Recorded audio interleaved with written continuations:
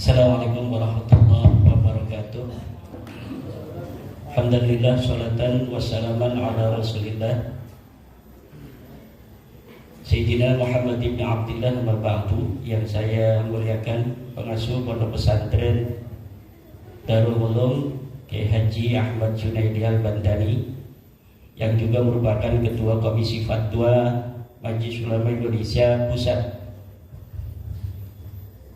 Panitia Halaqah Fikih Peradaban Pondok Pesantren Darul Ulum Kiai Haji Abdul, Ketua Yayasan Kiai Haji Fahru Roji, juga Sivitas Akademika Pondok Pesantren Darul Ulum Kiai Khudari, dan seluruh keluarga.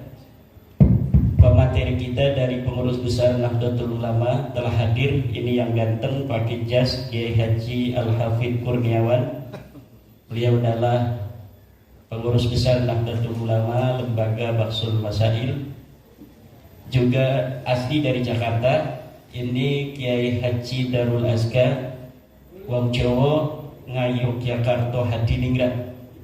Beliau sengaja hadir dari Jogja untuk menjalankan tugas dari pengurus besar Nahdlatul Ulama dalam rangka Halaqah Fikih Peradaban.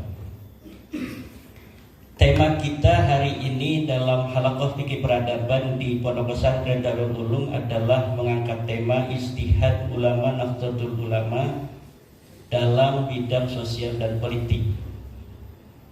Ada 5 kata kunci yang ada di dalam tema ini. Yang pertama adalah ijtihad, yang kedua adalah ulama, yang ketiga adalah NU, yang keempat adalah sosial, dan yang kelima politik.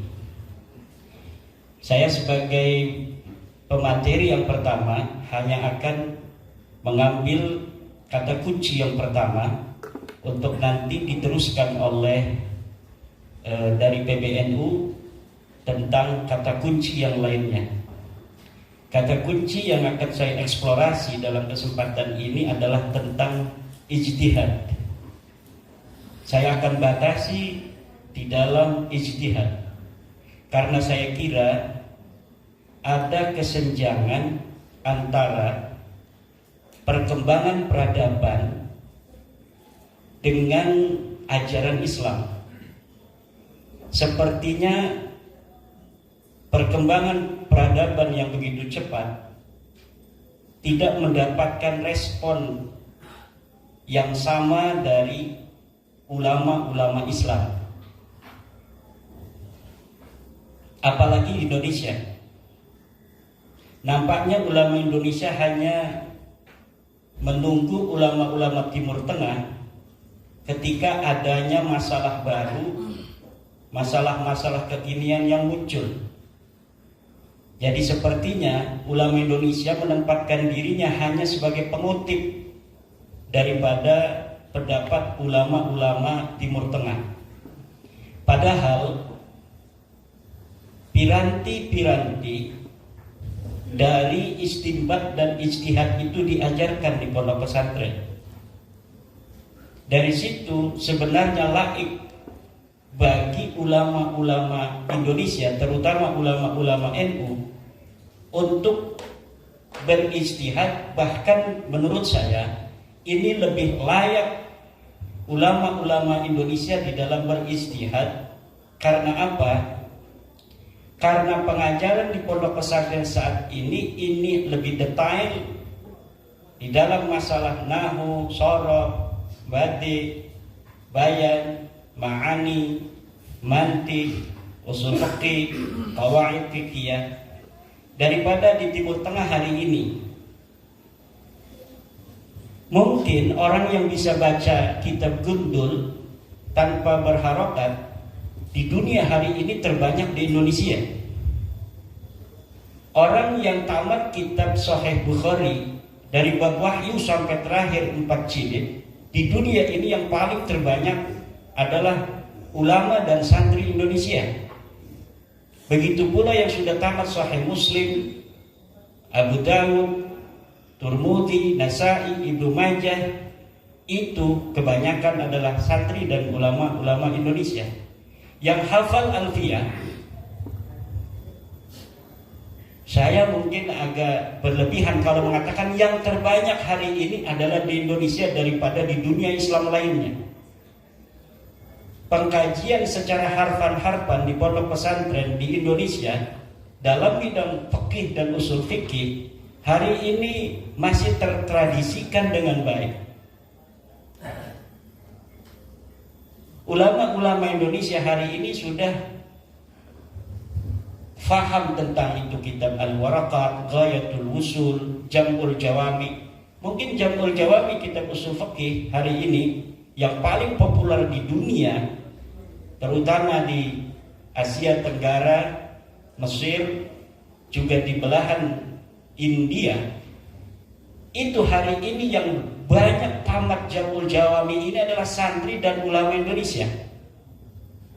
Tapi kenapa ulama Indonesia hari ini hanya berhenti sebatas membaca kitab kuning tanpa kemudian naik level untuk menganalisa, mengistimbat, bahkan kata istihad itu sepertinya tabu bagi ulama-ulama kita di kalangan Nahdlatul Ulama.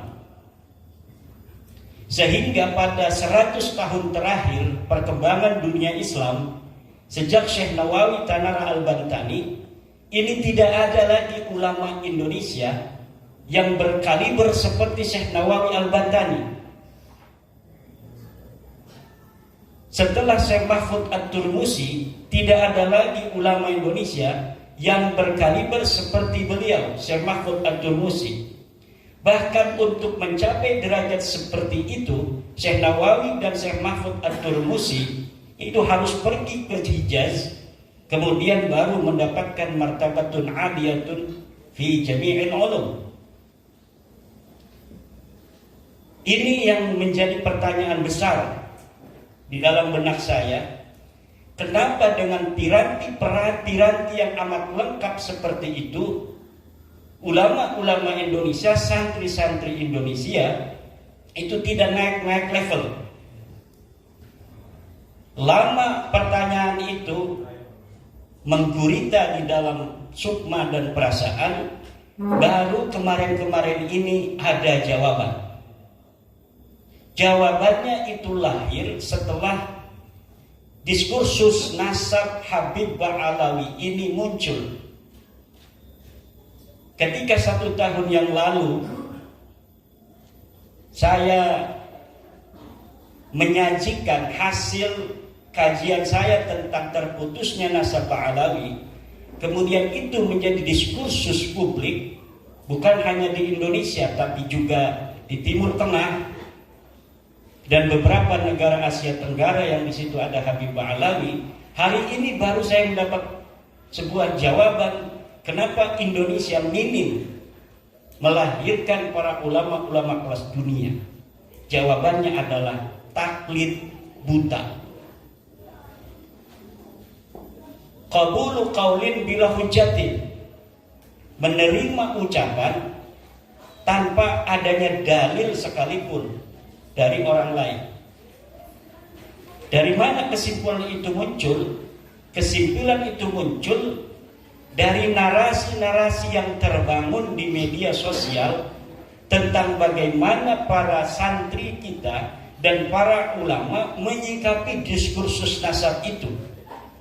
Sebagian besar dari saudara-saudara kita itu ketika menyikapi diskursus nasab ini mengatakan, oh dulu kan Mbah Hasyim Asy'ari tidak mempermasalahkan nasab Ba'alawi, kenapa sekarang kita mempermasalahkan?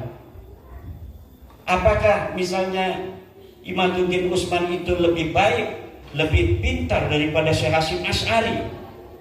Mbah Khalil tidak mempermasalahkan. Apakah Imaduddin Utsman itu lebih baik dan lebih pintar daripada Mbah Khalil Bangkalan? Ibnu Hajar telah menyebutkan susunan daripada silsilah Ba'alawi. Apakah Imaduddin Utsman itu lebih pintar daripada Ibnu Hajar? Ini narasi-narasi semacam ini memperlihatkan ada masalah kita di dalam taklid. Nah, taklid itu sangat mendapatkan perhatian khusus dalam Al-Quran agar umat Islam tidak terjebak dalam setan-setan taklid. Imam Ghazali mengatakan taklid ini setan. Lihat Ihya Ulumuddin. Bagaimana Al-Quran mengatakan inna wajadna aba'ana ala millatin wa inna ala atharihim muqtadun. Karena bapak kita sudah begini, mempunyai pendapat, apakah ada dalil atau tidak ada dalil, maka inna ala atharihim muqtadun. Kita mengikuti saja walaupun tidak ada dalilnya. Al-Quran melarang kita untuk mengikuti sesuatu tanpa adanya dalil. La takhfu ma laysa laka bihi ilmun. Jangan engkau ikuti apapun tanpa adanya ilmu. Ma huwal ilmu? Al-ilmu huwa dalilu. Ilmu itu adalah dalil. Ilmu itu adalah dalil. Fas'alu ahla dzikri in kuntum la ta'lamun. Itu bukan perintah Allah untuk bertaklid, tapi perintah Allah untuk bertanya tentang dalil. Fas'alu ahla dzikri. Maka tanyalah para ulama, in kuntum la ta'lamun, kalau engkau tidak tahu. Tanya apa? Tanya dalilnya, bukan tanya akan kesimpulannya. Imam Ghazali di dalam Al-Mustasfa misalnya, ayat ini fas'alu ahla dzikri in kuntum la ta'lamun adalah bertanya tentang riwayat. Bertanya tentang riwayat, bukan bertanya tentang pendapat. Artinya apakah ada riwayat tentang suatu masalah yang kami hadapi ini dari Nabi, dari para sahabat, khulafaur rasyidin, apakah ada? Kalau kita tidak tahu, fas'alu ahla dzikri in kuntum la ta'lamun. Bukan bertanya tentang pendapat dari seorang laki-laki yang sama dengan kita, dia adalah seorang laki-laki. Tidak bertanya kepadanya tentang pikirannya, tetapi bertanya tentang riwayat. Kenapa kita tidak bertanya tentang pikiran orang? Karena pikiran orang itu sama dengan pikiran kita. Yang membedakan adalah pikiran itu apakah berdasarkan dalil ataukah tidak. Imam Syafi'i mengatakan la yahillu taqlidu ahadin siwan Nabi sallallahu alaihi wasallam. Tidak boleh kita mengikuti, tidak halal. Ini kata-katanya luar biasa. Tidak halal kita mengikuti seseorang siwan Nabi sallallahu alaihi wasallam. Imam Malik juga mengatakan hal yang hampir mirip. Kullu ahadin yukhadu qawluhu wa yuraddu ila sahibah hadzal qabri. Setiap orang ucapannya boleh diterima dan boleh ditolak kecuali sahibah hadzal qabri ayyin Nabi Muhammadin sallallahu alaihi wasallam. Inilah masalah kita. Menurut saya, kenapa ulama-ulama Indonesia tidak naik-naik level? Ini kita tidak bicara tentang awam. Kita sudah tahu taklid hukumnya bagi orang awam. Orang awam bukan hanya boleh, tetapi bahkan dia wajib untuk bertaklid.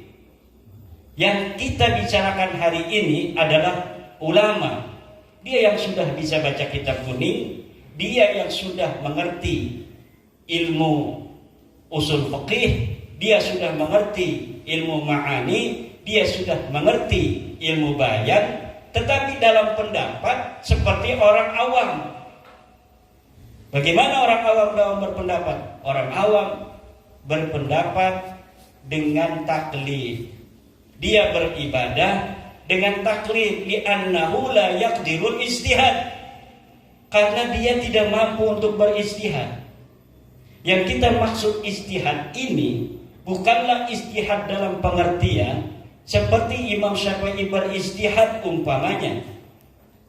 Itu pun sebenarnya bagi siapapun masih ada bagaimana diskursus al-istihadu mutlaqun amla. Apakah istihad itu tertutup ataukah tidak?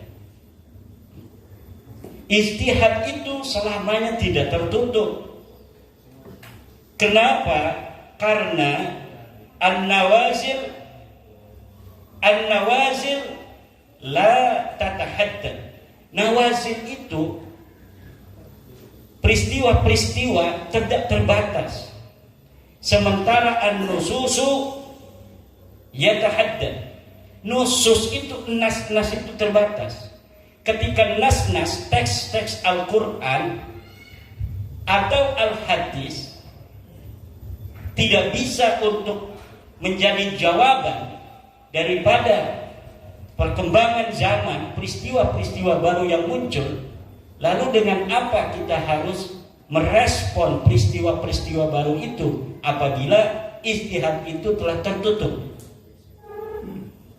Fikih yang hari ini kita pelajari, Fathul Qarib, itu hal yang ada di Fathul Qarib adalah pemikiran ulama tentang sebuah nas yang ada di dalam Al-Quran dan Hadis atau ijma atau qiyas berdasarkan kontekstualitasnya yang ada pada masanya.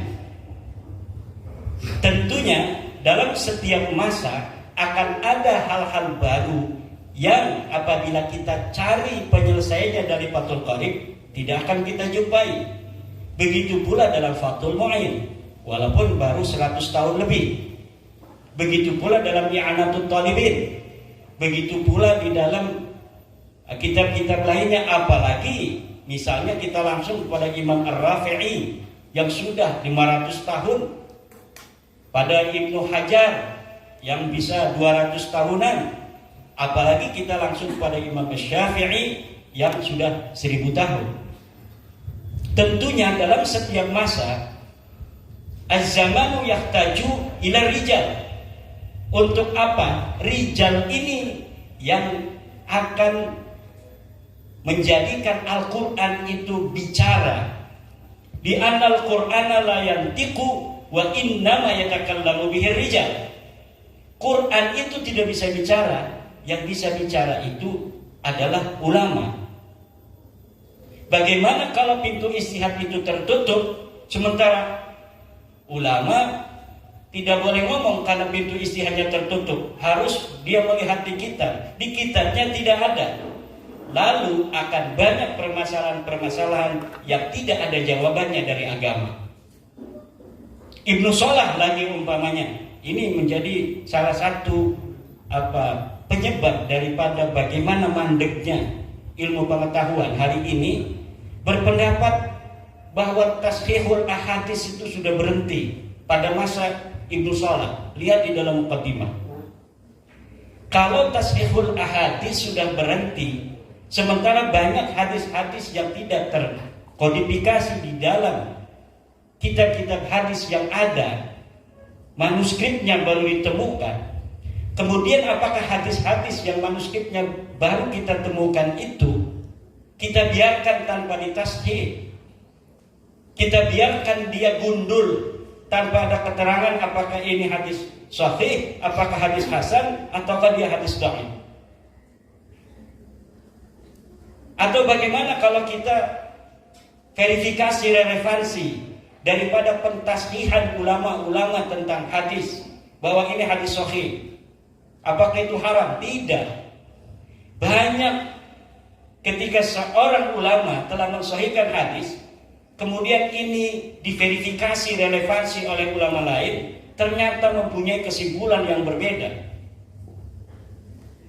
Yang paling fenomenal adalah bagaimana Az-Zahabi itu memverifikasi tashih daripada Imam Al-Hakim dalam Al-Mustadrak. Sesuatu yang disahihkan oleh Imam Al-Hakim kemudian dianggap derajatnya hanya hadis hasan.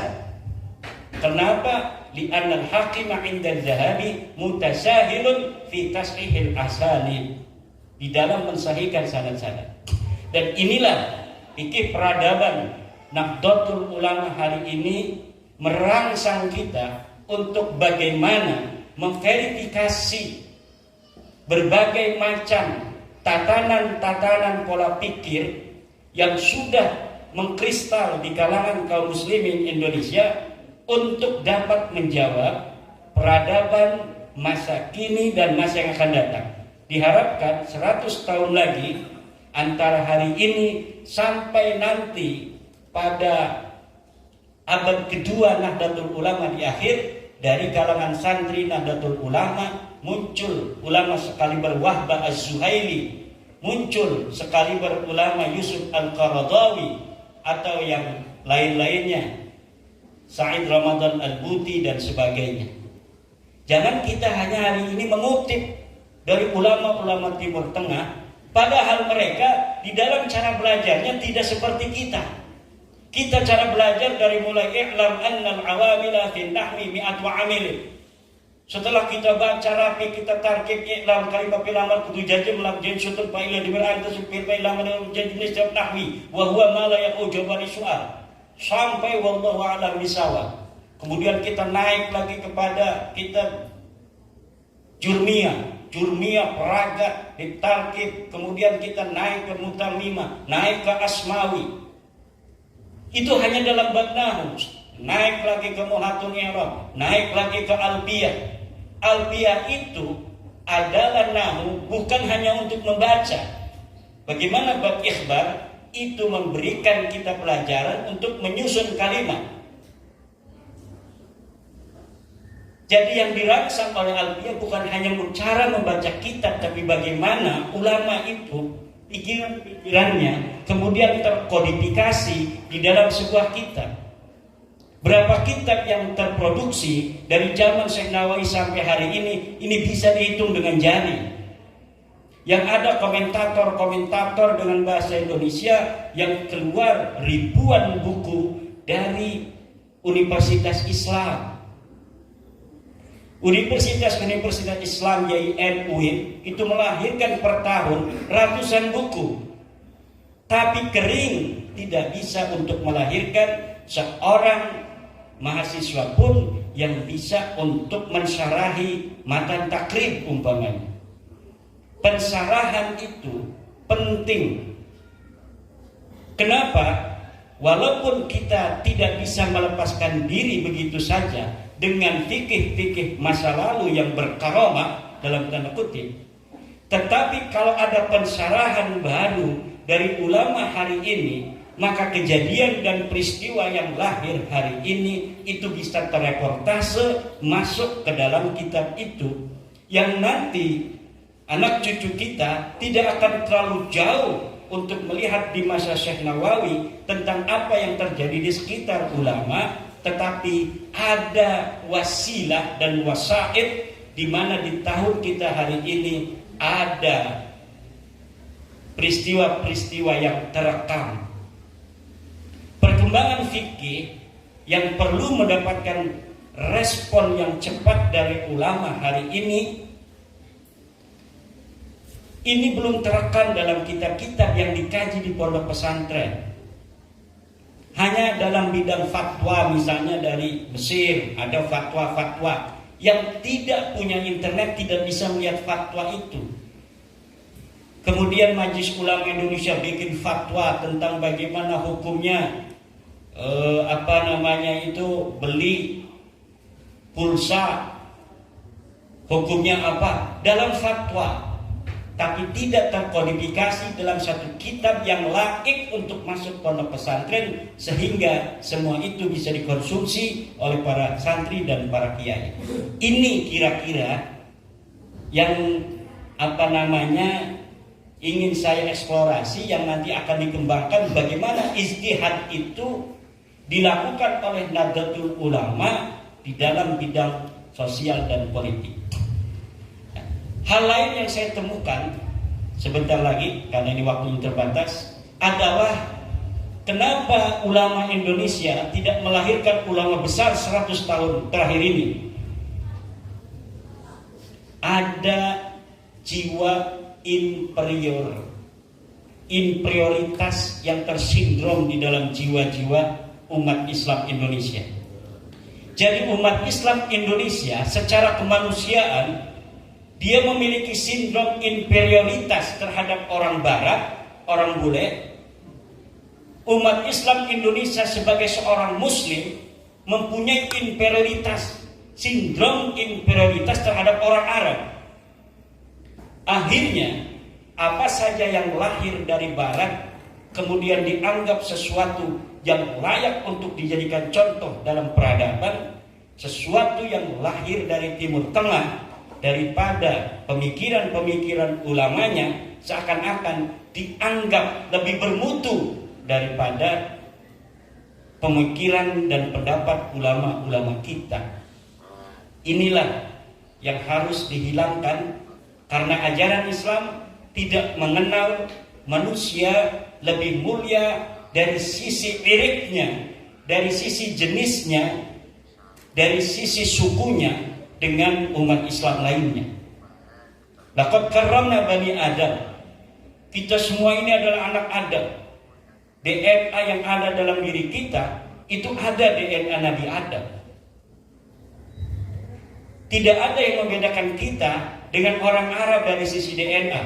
Sama-sama DNA-nya adalah DNA Nabi Adam. Tidak ada yang membedakan kita dengan orang Barat. Hanya karena sistem cuaca yang ada di Barat memiliki sistem cuaca tersendiri sehingga menjadikan mereka jadi seperti itu mukanya. Dan kita, cuaca kita yang ada di Indonesia yang demikian ini menjadikan kita seperti ini. Hanya itu yang membedakan. Yang lainnya sama, kita dengan orang Barat sama, dan kita dengan orang Arab juga sama. La fadla li arabiyyin ala ajamiyyin illa bi taqwallah.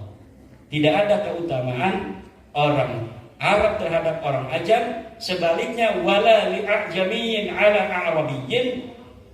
Bagi orang Ajam tidak lebih baik dari orang Arab illa bi taqwallah, kecuali dengan ketakwaannya kepada Allah. Ini yang harus dikembangkan dan dibelutut terhadap santri-santri kita. Kalau tidak ada Bluetooth, kita pakai share-it, atau kita bisa untuk menggunakan wifi orang lain kalau lagi tidak ada paketnya. Semangat ini, semangat pembaruan, kita menantang masa depan untuk Indonesia yang lebih baik dari sisi ilmu pengetahuan. Dan karena hari ini dari sisi adab kemanusiaan kita terbukti lebih baik dari orang Arab. Bagaimana umat Islam Indonesia yang terbanyak hari ini itu hidup rukun mulai dari merdeka sampai hari ini, sementara orang-orang Saudi masih perang dengan Yaman. Orang Myanmar masih bermasalah tentang suku dengan orang-orang dari Rohingya. Orang-orang di Palestina masih bermasalah dengan orang-orang di Israel. Afghanistan sampai saat ini masih terjadi peperangan antar suku, walaupun Taliban sudah menguasai. Indonesia dengan 700 suku dan 1.400 bahasa, dengan 17.000 pulau, 130 juta muslim, 270 juta penduduk seluruh Indonesia, ini tidak terjadi perang saudara yang signifikan. Walaupun ada di Aceh atau di Papua, tetapi frekuensinya kecil. Kenapa itu bisa terjadi? Ini karena adab kemanusiaan kita, terutama yang dikembangkan oleh Nahdlatul Ulama, yaitu agama Islam Tawasutiyah. Namun itu saja belum cukup untuk mengangkat harkat derajat umat Islam Indonesia ke pentas global tanpa ilmu pengetahuan. Bagaimana ilmu pengetahuan itu bisa setara dengan dunia Islam lainnya di dunia internasional? Satu adalah dengan menghancurkan setan-setan taklid yang ada di dalam diri para santri dan para ulama. Wallahu wal muwaffiq ila aqwamit thoriq. Wassalamualaikum warahmatullahi wabarakatuh.